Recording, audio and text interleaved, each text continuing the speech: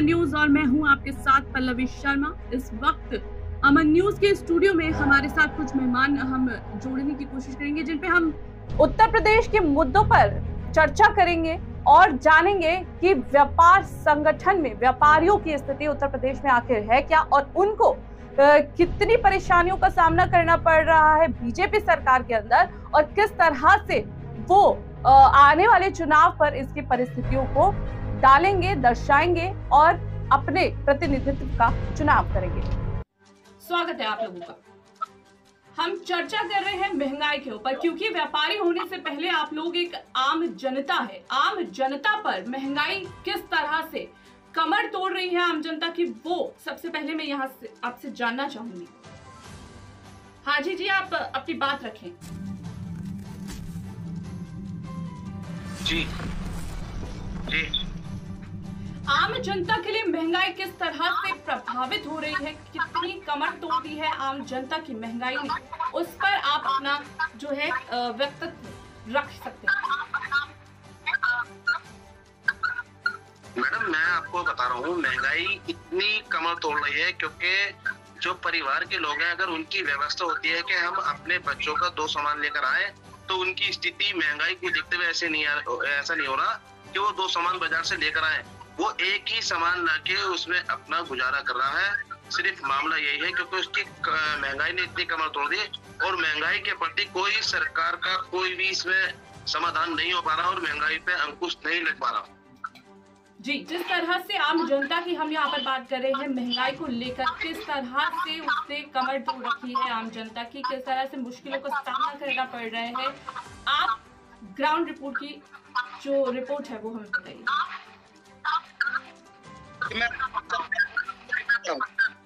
सरकारी स्कूल में जाता है तो उसका घर से इतनी दूर सरकारी स्कूल होता है, आने जाने में इतनी परेशानी होती है कि वो अफोर्ड नहीं कर पाता। तो महंगाई का मतलब ये है कि गरीब तो मर रहा है और मरता रहेगा, इसका कुछ नहीं हो सकता।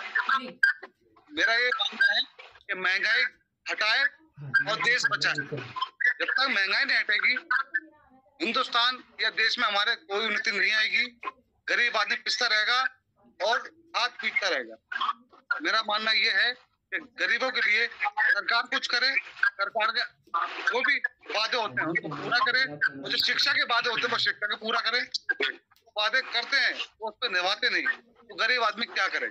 जी, आपको क्या लगता है कि चुनाव जो आने वाले हैं विधानसभा में, किन मुद्दों पर होने चाहिए, किन पर चर्चा होनी चाहिए? सवाल हाजी जी से। जी मैडम, आने वाले चुनाव में जो आप बता रही है बात, उसमें इस मुद्दे को होना चाहिए कि जो महंगाई का मुद्दा है और जनता आज परेशान है और व्यापारी, क्या मैं आपको सभी जनता की बात बताता हूँ, उसमें व्यापारी भी आते हैं, जनता भी आती है, सभी लोग आते हैं। आप ये देखिएगा, लॉकडाउन, जीएसटी, कोरोना काल जैसी जगहों से कितना टूटा हुआ आज व्यापारी है। हर परिवार टूटा हुआ है व्यापारी उससे, लॉकडाउन से और जीएसटी और तुम्हारा कोरोना काल से। उसके बावजूद व्यापारी को कोई समाधान नहीं हो पा रहा। हमारा सिर्फ यही मकसद है, हमारे व्यापार मंडल का यही मकसद है व्यापारी लोगों का, कि आने वाले जो चुनाव है वो महंगाई के मुद्दे पे हो और व्यापारी के प्रति हो। व्यापारी आज परेशान है, व्यापारी आज इतना परेशान है, वो अपनी दुकान का जो खर्च नहीं निकाल पा रहा, अपनी लेबर का खर्च नहीं निकाल पा रहा। उसका कारण है सिर्फ महंगाई। तो इस पे हमारी सरकार से मांग है, सरकार इस पे अंकुश लगाए और व्यापारियों को व्यापारियों की व्यवस्था करे और जितनी महंगाई हो रही है इसे कम करने का काम करे। जी, मोहम्मद शाकिब, आप इस बात पर कितना सहमत हैं और किस तरह से आप महंगाई को देखते हैं? क्योंकि एज अ जर्नलिस्ट पत्रकार होने के नाते हम सभी से, जनता से भी प्रश्न पूछते हैं और उनकी खबर को उजागर करना हमारा काम है। तो मैडम मैं आपको बता दूं, लगातार व्यापारियों के साथ उत्पीड़न हो रहा है। व्यापारी एक बहुत तरीके से परेशान चल रहा है इस टाइम पे। व्यापारी के साथ लूट हो रही है, व्यापारी धक्के खा परेशान है इस टाइम पर, लेकिन कोई कहीं सुनवाई नहीं है, ना कोई मुद्दा है। जब से ये सरकार आई है केवल एक ही मुद्दा चल रहा है, हिंदू और मुस्लिम। महंगाई इतनी हो चुकी है बेतुकी, व्यापारी बहुत परेशान है इस टाइम पर। व्यापारी को देखते हुए बहुत कंडीशन नाजुक बनी हुई है। लोगों के पास इसके अलावा कोई ऑप्शन नहीं है हिंदू मुस्लिम के अलावा। मेरा कहना मैडम यह है कि व्यापारी को एक सिक्योरिटी मुहैया कराई जाए जिससे व्यापारी सहमत रहे। उस मामले में अभी तक नहीं की। तो हमारा तो सिर्फ यही मानना सरकार से है, जो जहाँ भी कहीं थोड़ी बहुत जो कमी है, सरकार अपने स्तर से तो अच्छा काम कर रही है, मगर जहाँ कहीं कमी है इस पे अंकुश लगाए और जो भी काम हो अच्छे से अच्छा हो। जी मोहम्मद शाकिब, आप क्या कहना चाहते हैं इस विषय पर, इस पुलिस प्रशासन के रवैये को लेकर आपकी क्या राय है? मैडम, पुलिस मेरठ शहर के अंदर पुलिस के पूरे गुंडागर्दी चल रही है और लगातार गोली चल रही है, कार्यालयों पर चल रही है, व्यापारियों के ऊपर चल रही है। पुलिस कोई एक्शन लेने को तैयार नहीं है। पुलिस केवल अपनी ही जेब की सेटिंग करती है और पुलिस की ही देख में सारी घटनाएं चल रही हैं अभी तक। जी, क्या इस मामले में आपकी एफआईआर दर्ज हो गई है? मैडम, एफआईआर तो अभी नाम ही पता नहीं, एफआईआर होती क्या नाम है, लेकिन पुलिस की गुंडागर्दी इतनी है कि पुलिस भूली हुई है कि एक पत्रकार के कार्यालय पर गोली चली है, उसके बाद में पुलिस अपनी मनमानी करे हुए है। जी। मैं आपका विस्तार से बताना चाहता हूँ कि एक तो महंगाई पे आपने पूछा है कि महंगाई बढ़ रही है, ये बात सही है, महंगाई बढ़ रही है, लेकिन अगर जो हम कहीं ना कहीं बात करते हैं तो 2024 पिछले इतिहास आप देख सकते हैं कि उसमें महंगाई की दर जितनी होनी चाहिए उतनी नहीं है, फिर भी कुल मिला के सही है।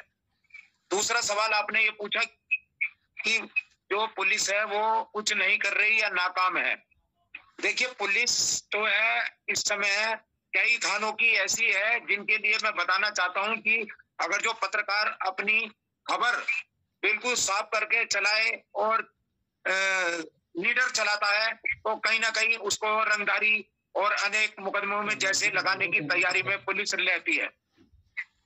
तो कहीं ना कहीं मामला पत्रकारों से जुड़ा होता है और पत्रकार इतनी दहशत में रहते हैं वर्जन लेने के लिए भी कि कहीं हमें पुलिस ना फंसा दे, क्योंकि ये जो थानेदार कई ऐसे हैं मेरठ में, जो अभी यहाँ से एक मेरे साथ भी घटना घट चुकी है कोतवाली क्षेत्र में, और भी पत्रकारों की फिराक में रहते हैं।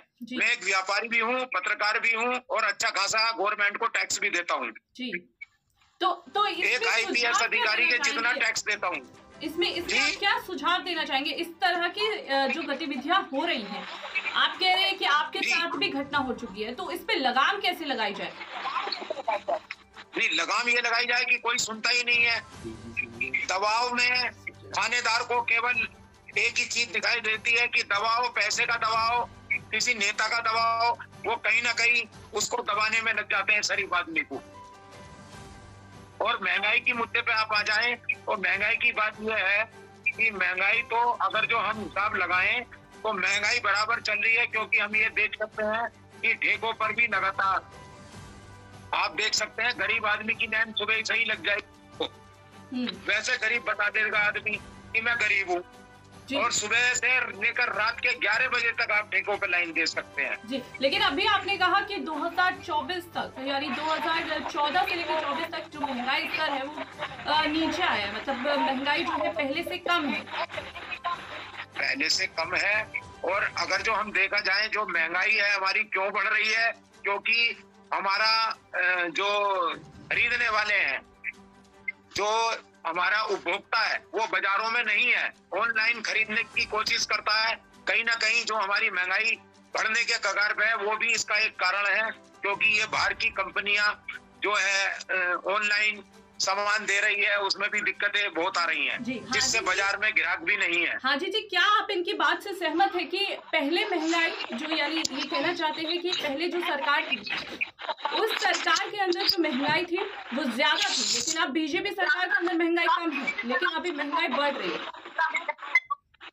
नहीं सुशील जी, बात तो सही कह रहे हैं, मगर मैं आपको एक बात बताऊं मैडम, महंगाई तो महंगाई है, और वास्तव में महंगाई की जो स्थिति है वो बाजारों में सब कुछ देखने को मिलना। और मैं सुशील जी की सबसे पहले इस बात से सहमत हूँ, जो ऑनलाइन ये सामान का जो बेचा जा रहा है ना, इससे बाजारों की रौनक बिल्कुल खत्म है। और मैं एक बात और बता दूं, जो ऑनलाइन सामान बेचा जा रहा है मैडम, इसमें भी इतना फ्रॉड हो रहा है।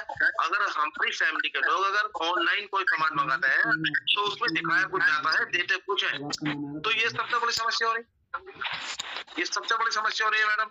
तो इस चीज में हमारा तो सिर्फ यही है कि इस चीज पे सब पर लगाम लगाया जाए और थोड़ा जो महंगाई बढ़ रही है इस पर थोड़ा अंकुश लगाया जाए और व्यापार ज्यादा से ज्यादा बढ़े तो व्यापारी का भी भला होगा और बाजार की रौनक लौटेगी।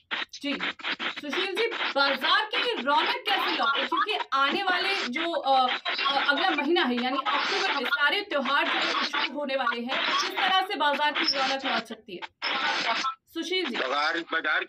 बाजार की रौनक मैडम इसलिए नहीं आ सकती क्योंकि कहीं ना कहीं हम पूरे परिवार पर कंट्रोल नहीं कर पाते। हमारे ही परिवार से ऑनलाइन खरीद आती है, तो इसलिए बाजार की रौनक इसलिए नहीं आ पा जाती है। वो ये है कि बाजार के अंदर इतनी ई रिक्शा और इतने अवैध जो वाहन घूम रहे हैं कि कस्टमर उपभोक्ता रुकी नहीं पाता, उसको जगह ही नहीं मिल पाती। वो ये सोचता है कि भाई ऑनलाइन खरीद लेंगे क्योंकि यहाँ जाम लगा हुआ है। तो कहीं ना कहीं पुलिस की भी इसमें सवाल उठता है। तो ट्रैफिक पुलिस जो है वो बिल्कुल भी चौराहों पर ध्यान नहीं दे रही है। आते के साथ ही मोबाइल में मस्त हो जाती है।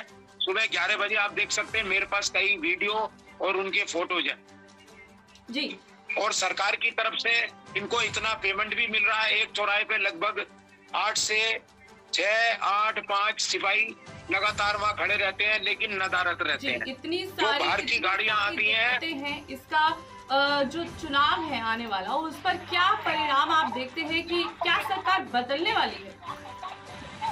देखिए ऐसा है, अगर जो इस पर व्यापारी पर और आम जनता पर ध्यान नहीं दिया, सभी ये चाहते हैं कि मोदी और योगी की सरकार आए क्योंकि इन्होंने बदमाशों पे लगाम लगाई है। लेकिन सवाल ये उठता है कि व्यापारी को इतनी परेशानी है, कहीं शिकायत लेकर जाए तो झूठी शिकायत तो दर्ज हो जाएगी, लेकिन सही शिकायत तैयार नहीं होगी, उसकी FIR नहीं होगी। कहीं सरकारी विभाग में जाएगा, गलत काम आप करा लीजिए, सही काम नहीं होगा।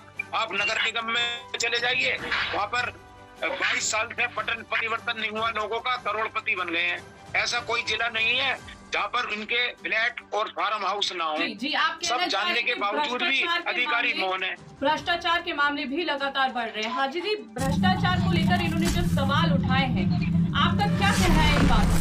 बना दिया जाए, कोई तरीका ऐसा बना दिया जाए जिससे क्षेत्र में के अंदर जाम भी ना लगे और अगर कहीं कोई व्यापारी निकले जा रहे हैं या कस्टमर जा रहे हैं तो सुकून से जा सके। ये थोड़ा जाम वाम सब कुछ ये व्यवस्था हो रही है, ये भी ठीक ठाक हो जी।